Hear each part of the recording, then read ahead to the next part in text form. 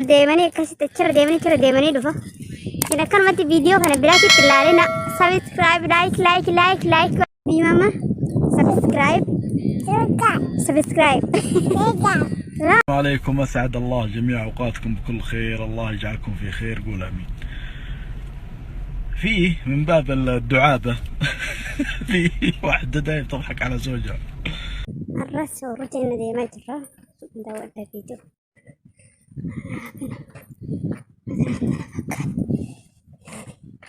فرحان ايش سوي؟ وين؟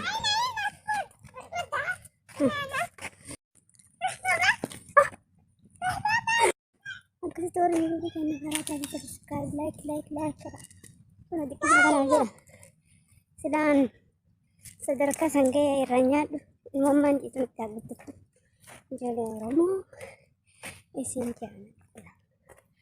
I love you. Yalaa tafuut Suudiin Oromiyaa fakkaachuun amma gaha. Akka namni keessaa hangalee nama gochuun amma gaha. Kunu fakkaatti Oromiyaa xiqqoo Suudii keessaa.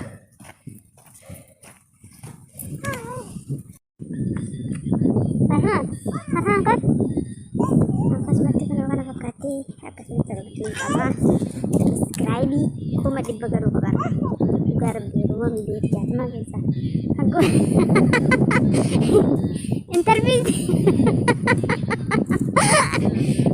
ijoollee godha. Safuuri eessatti dhaladhe?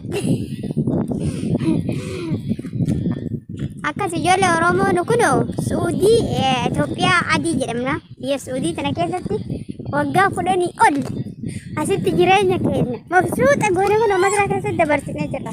Kanaaf nama tasgubbaa jira mallayni akka itti dhufume Suudii kanatti sirra nakala kanarra ol deemanii akkasitti achirra deemanii dhufa. Isin akkanumatti viidiyoo kana bilaashitti ilaalina. Subscribe like bii mama subscribe subscribe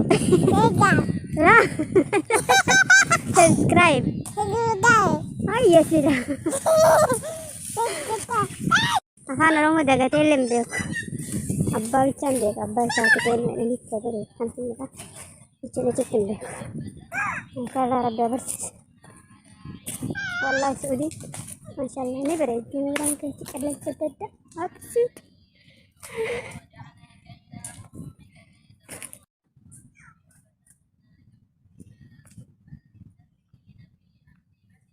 Ganumatti daawwatuun keessan dirqama ta'u maaliif jennaan waa malee miti kasinii waraabbe beenzila barbaachisaa makiina nu wayitee deemu anis akkasii daataa na barbaachisa bilaa filaalee naan jolee Oromoo waytasii viidiyoon kun isin bira ta'u fida mi'arru mana gammachiisa bilaalee yuutuubiin tullee ni alabaddee sabskraayibii kuma